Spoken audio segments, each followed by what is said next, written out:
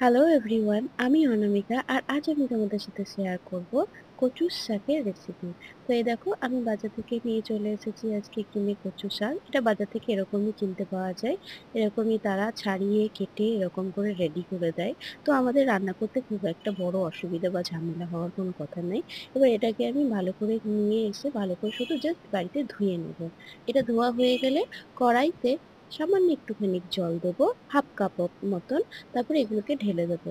ঢেলে দেওয়ার পর এটাকে অনেকক্ষণ থেকে আমি এটা সেদ্ধ হতে দেবো।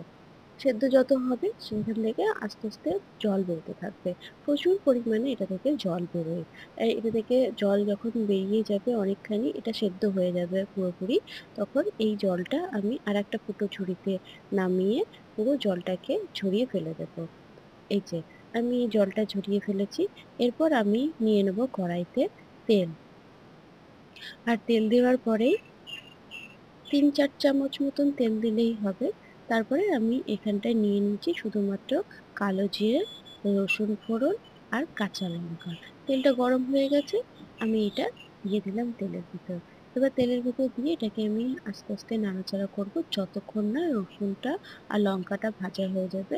এই দেখো, রসুনটা অলমোস্ট ব্রাউন কালারের হয়ে গেছে। এইবার আমি এই যে জল ঝরিয়ে রাখা শাকটা আমি রেখেছিলাম, এটাকে আমি এর ভিতরে ঢেলে দেবো। আমি এটাকে একটু চাপ দিয়ে দিয়ে যতটা পেরেছি জলটা বের করে ফেলে দিয়েছি। কারণ যতটা তুমি জল বের করে ফেলবে, এটা রান্না হতে তত তাড়াতাড়ি সময় নেবে। না হলে অনেকটা সময় নিয়ে নেয় রান্না হতে। জলটা যতক্ষণ না শুকিয়ে যাবে ততক্ষণ এটাকে রান্না করেই যেতে হয়। এবার আমি এটাকে রসুন ফোড়নের মধ্যে দিয়ে আমি কিছুক্ষণ নাড়াচাড়া করে নেব যাতে এর থেকে আরেকটু জল শুকিয়ে আসে। তারপরে যখন দেখব মোটামুটি অনেকটা জল শুকিয়ে এসছে, তখন এটাতে পরিমাণ মতো লবণ, হলুদ আর একটু সামান্য চিনি দেব টেস্ট ব্যালেন্স করবার জন্য। তো তারপরে আমি এটাকে আবার নাড়াচাড়া করব। এটাতে বিশেষ কিছু আর করতে হয় না। কিন্তু হ্যাঁ, যদি তোমরা কেউ ইলিশ মাছের মাথা দিয়ে অথবা চিংড়ি মাছ দিয়ে খেতে চাও এটাকে, তো তোমরা ইলিশ মাছের মাথাটাকে ভেজে রেখে বা চিংড়ি মাছটাকে ভেজে রেখে ঠিক এইরকম সময় সেটাকে দিয়ে দিতে হবে। দিয়ে দিলে তার সাথে নাড়াচাড়া করলেই হয়ে যাবে। বাট আমি আজকে নিরামিষভাবে করতে চাইছি। সেই জন্য আমি এটাকে শুধু তোমাদের সাথে শেয়ার করলাম নরমালি কেমনভাবে করতে হয়।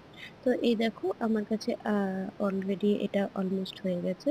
এবার এটা কড়াইতে লেগে লেগে আসছে। এটা অলমোস্ট হয়ে গেছে। এবার এই যখন আমি এটাকে নামাবো, নামানোর সময় জাস্ট ২ চামচ কাঁচা সর্ষের তেল দিয়ে খানিকটা নাড়াচাড়া করে রেডি করে দেবো। ব্যাস,